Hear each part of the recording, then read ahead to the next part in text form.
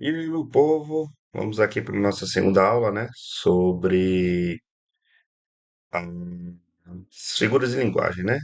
A aula passada foi sobre figuras de palavras, né? Assunto que muito tranquilo, né? Também passei aí a definição sobre figuras de o que são figuras de palavras, né? O que são figuras de linguagem também.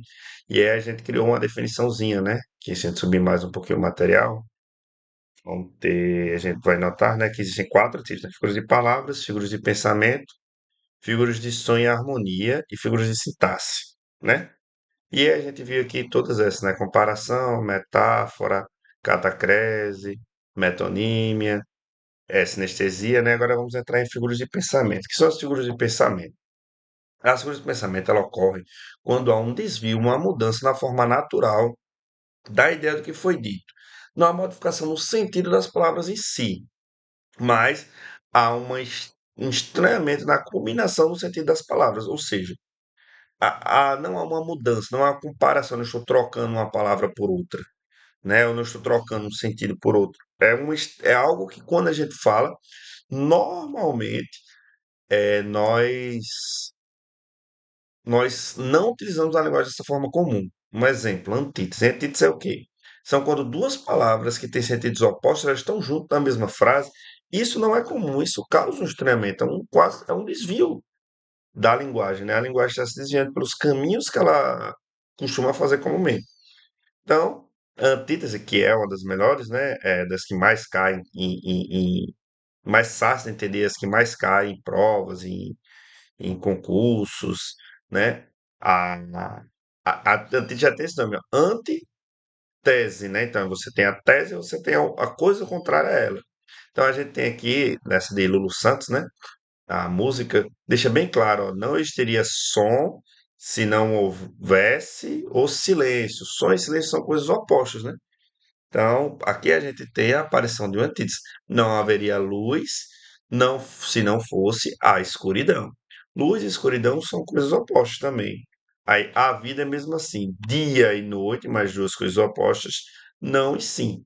Então, vocês percebem aqui que a, os termos utilizados são opostos. E a gente faz isso, né?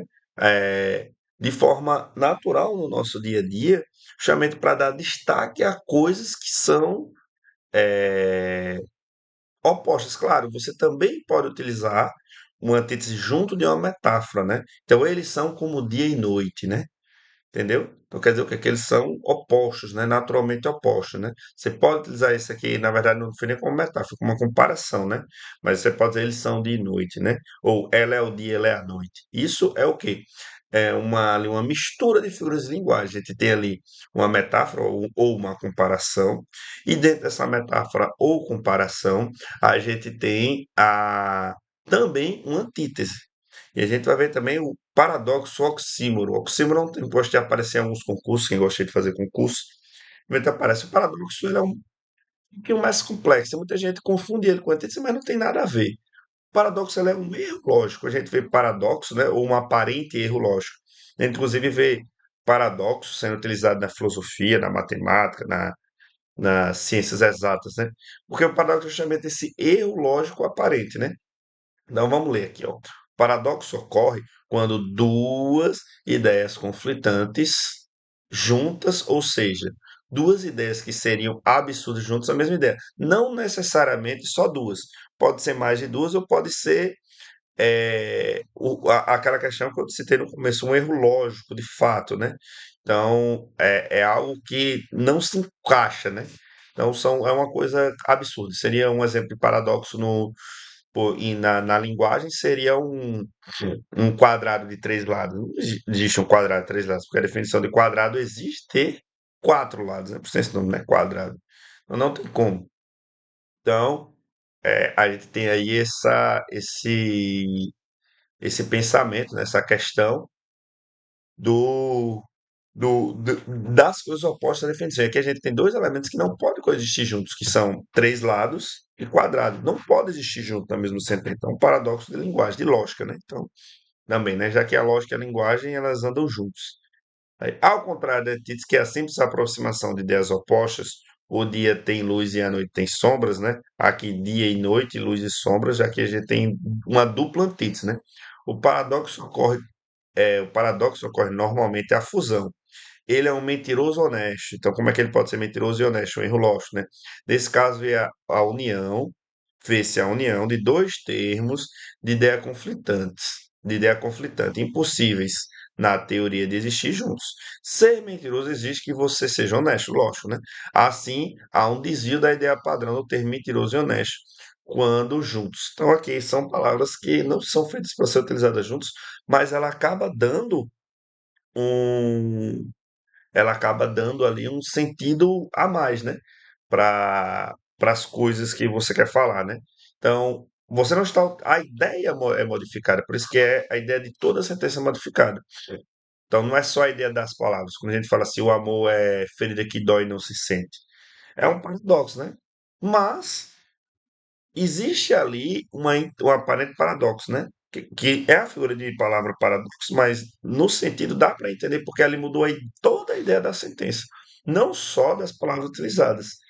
Então, quando a gente fala amor é ferida que dói e não se sente, quem amou sabe que aquilo que está sendo dito aqui não é uma dor aparente, mas é uma dor interna que você não consegue saber de onde vem, você não consegue apertar, mas está ali uma coisa arrastando dentro do seu coração, né? Que não é seu coração de fato, aqui a gente já tem outras figuras de linguagem, né? Que aqui é a metonímia, né? Você sente uma dor que não é física, você sente uma dor espiritual, uma dor emocional. É. Enfim, então acho que aqui deu para entender, né? Vamos passar agora para a ironia. Ironia eu gosto muito, né? A ironia é justamente quando você utiliza, né? Uma frase, uma fala, em que você quer dizer algo diferente, mas esse algo diferente só é percebido por alguns elementos, como contexto, como entonação, né? Aqui a gente tem a ironia é a figura de pensamento que consiste em sugerir, pelo contexto, pela entonação, pela contradição de termos, normalmente o contrário, né? Que acabei comendo a peça normalmente o contrário do que as palavras ou orações expressam. Mas muitas vezes também é utilizado como uma distorção do significado original. Então aqui é o quê? Então aqui ele está distorcendo, a ironia ela é uma distorção de todo o contexto. A gente vai pegar aqui alguns exemplos para ficar mais claro, mas a ironia é muito utilizada aqui com o objetivo de fazer críticas, de demonstrar insatisfação ou de zombar mesmo. A ironia, ele tá ali com a ideia de satirizar. O que é satirizar? Ridicularizar, na maioria das vezes. Então, aqui, ó. Soares olhava para Camilo com a mesma ternura com que um gavião espreita uma pomba. Então, aqui, a gente tem ironia da palavra ternura, né? Porque um gavião não espreita uma pomba com ternura. Não é ternura aqui. Isso aqui também é quase uma. É uma ironia, mas também é praticamente uma metáfora também. Aqui a gente tem a ironia dentro de uma metáfora, né? De uma metáfora, não. No caso, com a mesma ternura aqui, nós temos uma comparação, ó. Temos aqui com a mesma ternura. Temos que deixar a comparação clara.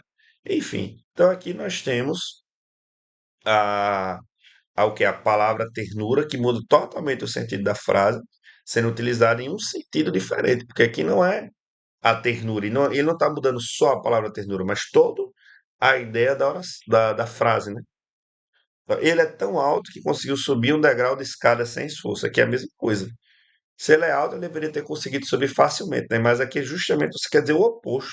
Você não quer dizer que ela é alto. Você quer dizer que ela é baixa, e aí você utiliza de uma situação que é ridícula para dizer que ela consegue fazer sozinha, para falar da altura dela, entendeu? Tipo, uma coisa que todo mundo conseguiria fazer, você reforça que ela consegue fazer, simplesmente para destacar a falta de altura dela, né? Então, tipo, as pessoas poderiam desconfiar que ela não consegue subir um degrau de escada, mas ela é tão alta, que na verdade não é alta, né?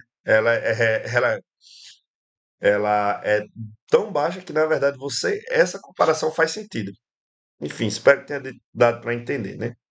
Ou ele não é feio, só foi convidado para ser espantalho. Também mais uma zoeirinha, né?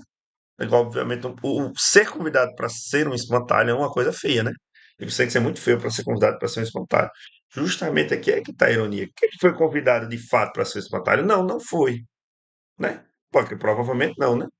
Mas e aqui ele está criando algo, uma situação hipotética, unicamente para o quê? Para eh, destacar a feiura do cara, ao mesmo tempo que ele diz que ele não é feio. Tá entendendo? Ó, você chegou cedo para a aula de amanhã. Também mais uma ideia aqui de você querer trabalhar ao contrário, né? Você não quer dizer realmente que o cara chegou cedo para a aula de amanhã, você quer dizer que ele está muito tarde, né? Ele está tão tarde que já é cedo para a aula de amanhã. A gente tem ironias mais complexas, né? Ó, vamos observar esse texto aqui do Memórias Póstumas de Brás Cubas, né? Cadê? Observa desse trecho de Memórias de Brás Cubas o que a esposa de Lobo Neves responde ao marido após ele convidar o personagem principal para jantar. Você janta conosco, doutor? Disse-me Lobo Neves, né? Que o doutor é o personagem principal, né? E Lobo Neves, ele é o cornão da história, né? Aí a mulher dele responde: Veio para isso mesmo, confirmou a mulher. Diz que você possui o melhor vinho do Rio de Janeiro. Aquele, o melhor vinho do Rio de Janeiro? Não, não tem, né? Ele tá sendo ironizando ele, sem que ele perceba, tirando o sarro da cara dele, porque o melhor vinho do Rio de Janeiro é ela, né? Ele tá faturando aqui a mulher do Lobo Neves. Então, aqui que fica ali a ironia. Você pode dizer também que aqui que é uma metáfora disfarçada de ironia. Ou o contrário, né? Uma ironia disfarçada de metáfora. É, a gente tem a união dos dois, porque o vinho é como se ela fosse um vinho, entendeu? Porque ela tem alguma característica com o vinho, né? Enfim, pô, a saciedade, a embriaguez, né? Então aqui a gente tem uma metáfora e ela está utilizando essa metáfora de uma forma irônica, justamente sem que o outro percebesse. Aí a gente tem as mais duas que também são muito interligadas, que é o eufemismo e a hipérbole. Enquanto o eufemismo ele é ele busca suavizar uma ideia, então depende, às vezes, né, durante a vida a gente tem algumas frases, alguns termos que têm certo impacto, geralmente coisas relacionadas à morte e coisas relacionadas a sexo, né? Sexualidade em geral, a gente busca fazer eufemismos, né? Também para coisas sensíveis, como Gaia, né? Gaia é algo sensível para muita gente, né? Quem tomou sabe que é uma coisa desagradável, mas todo mundo vai tomar. Se tomar nessa vida, vai tomar na outra, dobrado, feito tapioca. Fique tranquilo. Não se preocupe com isso. Então, esses elementos assim que são de questões sensíveis, nós utilizamos o eufemismo muitas vezes para não falar de forma tão bruta, né? Então, o eufemismo serve para isso. É uma suavização da linguagem. Então, ele descansou, ele não descansou, né? Morreu. Mas aqui o descansou é uma ideia, né? Ele muda a ideia, ele tenta mudar ali, suavizar a ideia, ele trabalha a ideia da frase. Claro, aqui você também pode encarar isso aqui como uma metáfora também, ou uma metáfora dentro de eufemismo, né? Que não é ele descansou, é como se ele tivesse descansado. Pode ser também. Ela é uma mulher da vida, né? Aqui, ó, coisas relacionadas ao sexo. Em vez de dizer que ela é uma prostituta, você diz ela é uma mulher da vida. A gente sabe, poxa, tá, ao contrário aqui. Ela é uma mulher da vida. Para não dizer ela é uma prostituta, porque prostituta é uma palavra pesada, muitas vezes. Às vezes você está num ambiente que não podemos utilizar de tais palavras. A mulher deu um chapéu de couro para ele, né? Chapéu de couro, ele já escutou essa aí, é clássica, né? O chapéu de couro é o chifre, né? Em vez de você dizer que a mulher o traz, diz que a mulher deu um chapéu de couro. Eles fizeram amor, né? Em vez de dizer, eles fizeram sexo, porque sexo é uma coisa muito mundana, né? O amor parece que é algo mais suave, né? Algo mais belo, né? Aí a gente tem o ficou, né? Que é uma coisa inacreditável que vocês aí, geração de vocês, que, né? Você ficou. Não, você ficou. Ah, ficou, né? Olha, coisa de doido, né? O eufemismo dentro do eufemismo, né? Hipérbole é um pouco contrária. Ela é quando você exagera uma situação para dar um destaque, né? Dar um destaque. A gente utiliza direto, né? Assim, você pode até dizer que também toda hipérbole também não deixa de ser uma metáfora, inclusive. Que inclui uma metáfora, não que necessariamente é uma metáfora, mas inclui uma metáfora, porque a hipérbole ela vai modificar todo a ideia ali da frase, né? Enquanto a metáfora ela é muito mais ligada dentro da oração. Então, ele chorou um rio de lágrimas. Exagero, né? Obviamente ninguém chora um rio de lágrimas, mas ele chorou muito, né? Coisa que você quer dizer, você faz o exagero para dizer o quanto ele chorou, né? Ele parece uma bala. Claro que ninguém parece uma bala, né? Mas você pega ali, ó, você pode ver aqui que aqui é uma comparação, ele parece uma bala. Porém, aqui existe um exagero gigantesco, entendeu? Então pode acontecer os dois ao mesmo tempo, como eu disse. Ele comeu uma montanha de comida. Ninguém come uma montanha de comida, né? Isso aqui é uma. Mais uma vez, aqui é um exagero. É muito fácil aqui, a hipérbole, ó. Hipérbole, você bota logo hiper. Hiper grande, né? Tal. Aí, ele não acharia dinheiro nem se o dinheiro o mordesse. Aqui a gente já tem outra figura de linguagem também, né? Além, obviamente, do absurdo. A gente tem o dinheiro mordesse, que é essa figura de linguagem que se chama personificação ou prosopopeia. A personificação ou prosopopeia é quando o, nós damos características de pessoa, por isso que persona, né, personificação, para algo que não é, não tem característica humana.